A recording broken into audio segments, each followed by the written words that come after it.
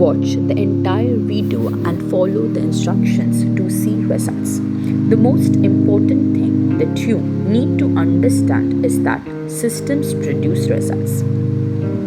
It's the system that delivers the result.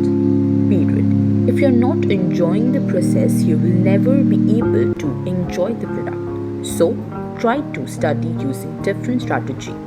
Try to study to gain knowledge, not to get good marks. Thinking about grades will only stress you out without delivering any productive result. Try changing your study technique. Try out something really fun and effective. For example, you can follow the Pomodoro technique. Pick one project or task you want to focus on. Set a timer for 25 to 30 minutes and get to work.